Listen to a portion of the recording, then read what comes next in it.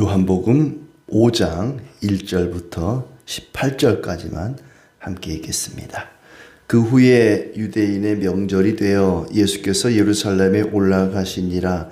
예루살렘에 있는 양문 곁에 히브리 말로 베데스다라 하는 못이 있는데 거기 행각 5이 있고 그 안에 많은 병자, 맹인, 다리 저는 사람, 혈기 마른 사람들이 누워 물의 움직임을 기다리니 이는 천사가 가끔 못에 내려와 물을 움직이게 하는데 움직인 후에 먼저 들어가는 자는 어떤 병에 걸렸든지 낫게 되밀어라. 거기 38해 된 병자가 있더라.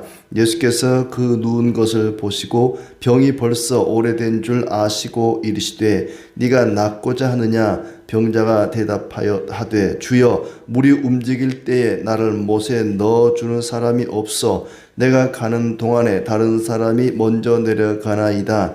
예수께서 이르시되 일어나 내 자리를 들고 걸어가라 하시니 그 사람이 곧 나아서 자리를 들고 걸어가니라.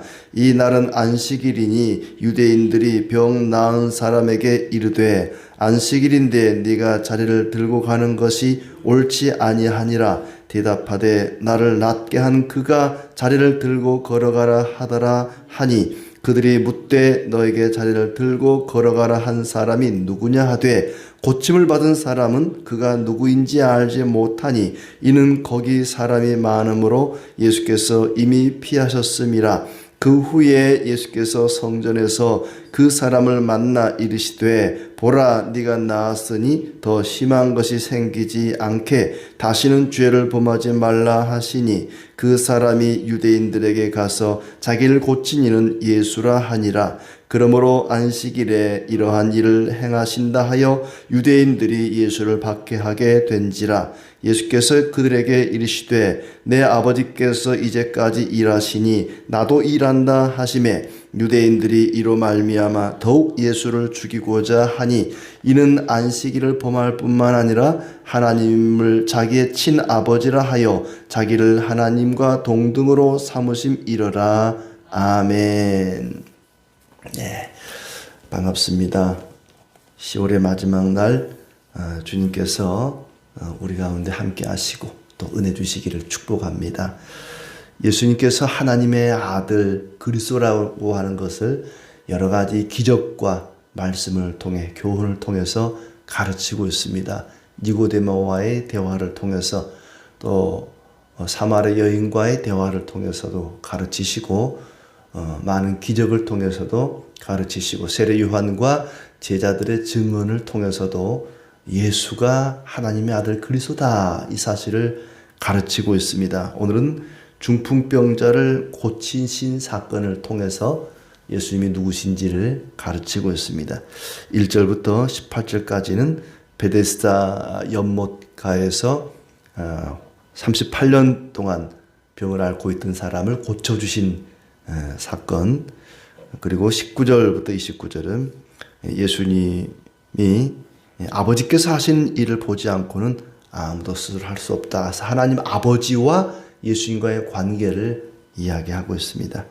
또 30절부터는 나를 위하여 증언하는 것이 따로 있다 하면서 예수님을 증언하는 것들에 대해서 이야기하고 있습니다.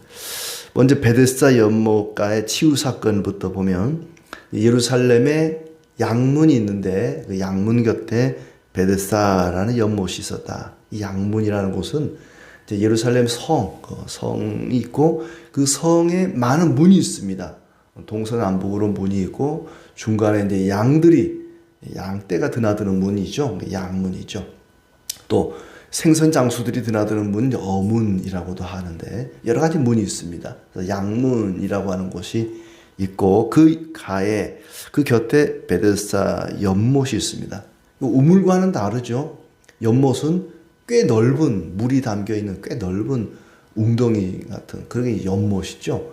연못과 우물은 다른 건데 베데스다 연못가에 많은 병자들이 몰려 있습니다. 그 이유는 뭐냐면은 하늘에서 천사가 내려와서 이 우물물을 움직일 때 가장 먼저 들어가는 사람은 어떤 병이 걸렸어도 낫는다라고 하는 그런 어떤 속설이죠.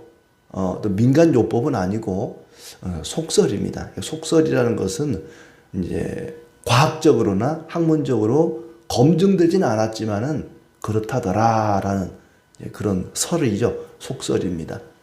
뭐 이런 속설이 있대요.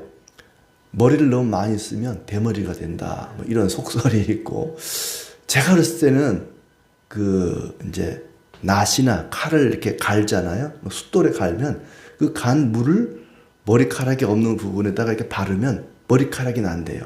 그래서 제가 낫을 갈다가 그 물을 이렇게 머리에 바르고 뭐 했던 적이 있어요. 속설이죠. 과학적으로 검증된 거 아닙니다.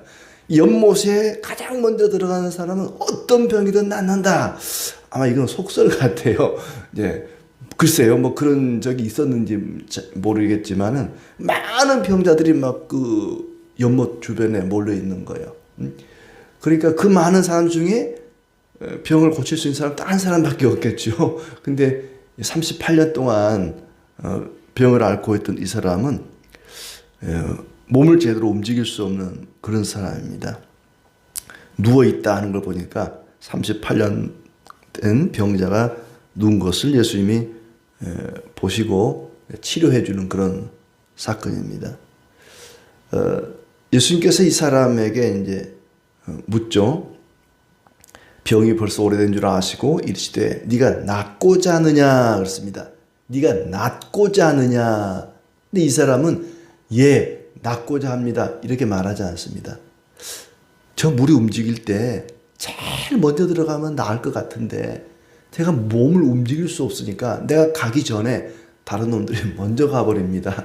그러니 누가 좀 나를 제일 먼저 데려다주는 사람이 있으면 좋겠는데 고쳐달란 말은 안 해요.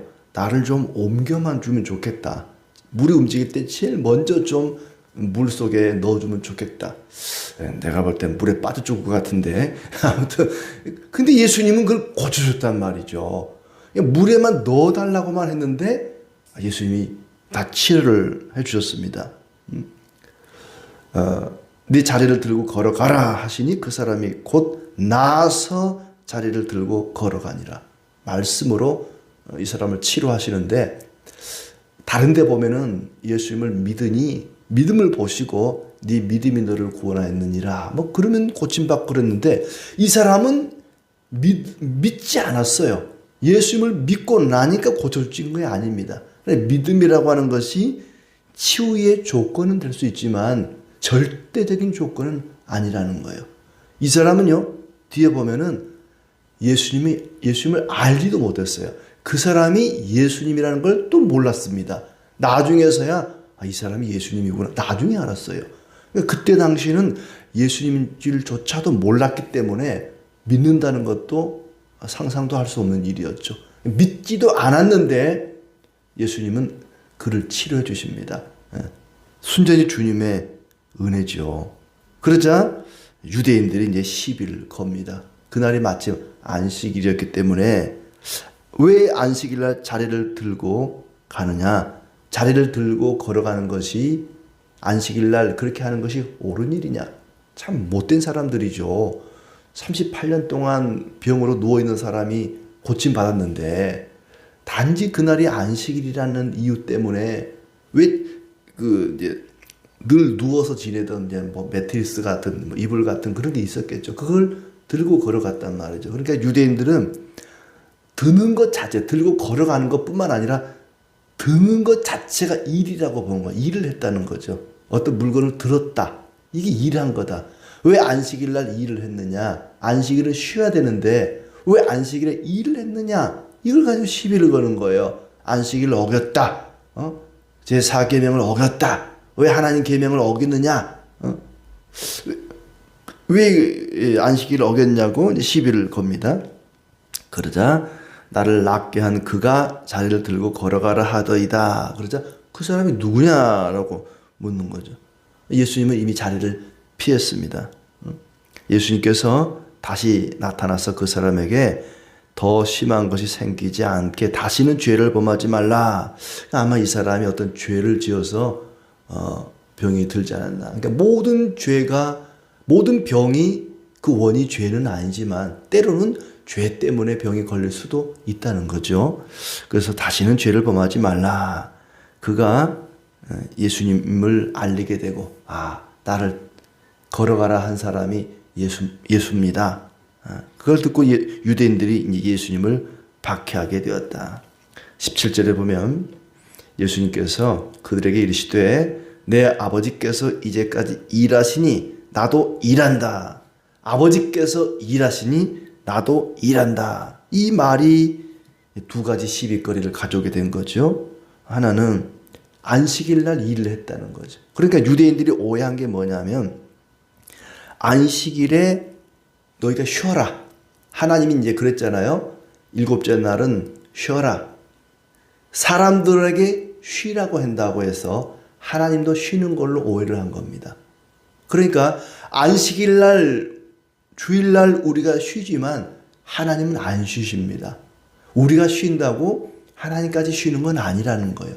하나님은 여전히 일하신다는 것입니다. 온 세상을 움직이고 사람들을 돌보고 그러니까 하나님이 세상을 창조하신 다음에 더 이상 나는 일하지 않겠다. 세상아 알아서 돌아가라. 그리고 열중쉬어하고 하나님이 쉬지 않습니다. 여전히 하나님은 세상을 창조하실 뿐만 아니라 다스리시는 섭리하시는 하나님입니다. 하나님은 일하십니다. 하나님께서 단 하루만 일하지 않고 나도 1년에 한 번은 쉬어야지. 그리고 쉬어버리면요 우린 다 죽습니다. 지구가 어떻게 돌아가고 이 세상이 어떻게 움직이겠습니까? 결코 하나님은 한순간도 쉬지 않습니다. 그러니 예수님께서는 아버지께서 일하시니 나도 일한 것이다. 안식일 날 사람을 치료하는 일, 나도 일한 것이다. 근데 다른 성경에 보면은 안식일이라고 해서 아무것도 안 하는 게 아니다. 나귀가 가다 구덩이에 빠지면 안식일이라고 죽도록 내버려 두겠느냐? 살려내지 않겠느냐? 하물며 사람이 죽어가는데 안식일이라고 내버려 두면 되겠느냐? 그런 말씀 하잖아요. 안식일을 무조건 일을 하지 않는다. 나는 일하지 않았다라고 해서 안식일을 지켰다고 볼 수는 없다는 거죠. 하나님이 기뻐하는 일을 하는 것이 마땅합니다. 그래서 유대인들은 예수님을 더욱더 죽이려고 했는데 아버지가 일하니 나도 일한다. 그러니까 하나님 아버지와 자기를 동등하게 여긴 거죠. 유대인들이 볼 때는 아주 충격적인 일입니다. 자기들은 하나님은 한 분인 줄로 알고 있는데 예수가 나타나가지고 자기도 하나님이라 그러는 거예요. 어라 이것 봐라.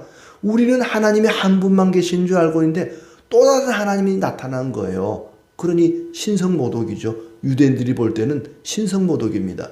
하나님은 한 분만, 여호와 한 분만 계시는데 어떻게 네가 또 하나님이라 그러느냐. 하나님과 동등한 하나님 아버지와 너를 동등하게 이야기하느냐. 너는 죽어야 돼. 하나님은 한 분만 계셔야 되는데 네가 하나님이라고 했으니까 너는 죽어야 해. 그 예수님을 죽인 거 아니겠습니까?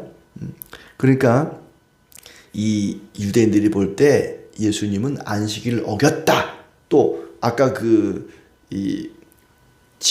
이게 자리를 들고 걸어간 사람도 안식일을 어겼다. 안식일 어겼다고 말하는데 안식일을 어긴 게 아니라 사실은 유대인들의 전통을 어긴 거죠. 전통. 안식일을 어긴 게 아닙니다. 그런데 자기들이 만들어 놓은 그 전통을 어겼다고 해서 율법을 어겼다고 보는 거예요. 율법을 어긴 것이 아니라 그들이 만들어 놓은, 인위적으로 만들어 놓은 전통을 어긴 거죠. 결코 안식일을 어기는 율법을 범한 것은 아닙니다. 근데 하나님을 가리켜서 자기 아버지, 친아버지라고 부르니까 자기와 동등하게 여겼다고 해서 하나님과 동등하게 여겼다고 해서 유대인들은 더욱더 예수님을 미워하게 됩니다. 예수님이 아버지와 함께 일하는 아들로 하나님과 동등하게 여겼다는 것이죠. 자, 그리고 이제 19절부터는 예수님께서 아버지께서 하시는 일을 보지 않고는 아무것도 스스로 할 수 없다. 앞에서 말한 아버지가 일하시니 나도 일한다 라고 하는 이 대목에 대해서 조금 더 이제 부가적인 설명을 하는 거죠. 아버지가 하시는 일을 보지 않고는 아무것도 스스로 할 수 없다. 아버지께서 행하시는 그것을 아들도 행한다. 죽은 자를 살리는 것도 하나님이 하시는 일인데 아들이 그 일을 한다는 것입니다. 아버지께서 아들에게 심판을 맡겼다. 모든 사람이 아버지와 같이 아들도 공경하게 하려고 그 일을 맡긴 것이다. 예수는 아들의 위치에서 아버지를 공경하는 아들 하나님이다. 예수님이 자신도 하나님이라고 지금 얘기하는 겁니다. 유대인들에게는 충격적인 발언이죠. 그리고 내 말을 듣고 나 보내신 이를 믿는 자는 영생을 얻었고 심판에 이르지 아니하나니 사망에서 생명으로 옮겼다.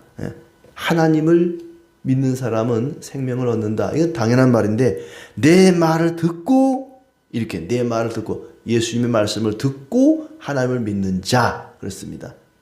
예수님을 통해서 하나님을 믿어야 된다는 얘기가 유대인들에게는 아마 더욱더 충격으로 다가왔을 것 같아요. 25절에 죽은 자들이 하나님의 아들의 음성을 들을 때가 이때다. 듣는 자는 살아나리라. 아버지가 아들에게도 생명을 주셨다. 또 심판의 권세도 주셨다. 그리고 부활 후에는 심판이 있다. 사람의 운명은 예수님에 대한 태도에 달려있다라고 하는 얘기를 합니다. 예수님을 믿을 것인가 말 것인가. 예수님에 대해서 어떤 반응을 보이느냐에 따라 심판이냐 생명이냐가 갈라진다는 얘기입니다. 자, 그리고 30절부터는 나를 위하여 증언하는 것이 있다. 내가 아무것도 스스로 할 수 없노라. 듣는 대로 심판하노니 나는 나의 뜻대로 하려 하지 않고 나를 보내신 이의 뜻대로 하려 함으로 내 심판은 의로우니라. 내가 만일 나를 위하여 증언하면 내 증언은 참되지 아니하되 나를 위하여 증언하신 이가 따로 있다. 예수님을 위해 증언한 이가 따로 있다. 예수님이 하나님의 아들 그리스도인 것을 증언하는 여러 가지 증언들이 있었습니다. 세례 요한의 증언, 또 제자들의 증언, 그리고 많은 기적 뭐 이런 것들. 요한을 통해서 증언하는 것은 너희로 구원을 받게 하려고 하는 것이다. 근데 요한의 증언보다 더 큰 증언이 있다. 기적, 예수님의 기적과 행적들, 예수님이 행하신 여러 가지 기적과 예수님이 행하신 일들이 예수님이 누구인가를 증언하는데 보다 더 분명하고 확실한 증거가 있다. 예수님에 대한 확실한 증거가 있다. 39절에 너희가 성경에서 영생을 얻는 줄 생각하고 성경을 연구하거니와 이 성경이 곧 내게 대하여 증언하는 것이니라. 그러니까 많은 기적이 예수님을 증언하고 예수님이 행하신 많은 행적들, 병자들을 가난한 사람을 불쌍히 여기고 도와주고 치료하고 했던 그 행적들, 또 여러 가지 여러 사람들의 어떤 증언, 그러나 확실하게 예수님을 증언하는 것이 있는데 그것이 바로 성경이다. 성경이 예수님에 대해서 증언하는 것이다. 성경을 연구하는 것은 그 연구를 통해서 영생을 얻기 위해서 40절 말씀 너희가 영생을 얻기 위하여 내게서 영광을 취하지 않으라. 그러니까 성경을 연구하는 것은 영생을 얻기 위해서 하는 것인데도 불구하고 유대인들은 그 성경을 연구하기는 연구하는데 예수님을 제대로 모른다는 것입니다.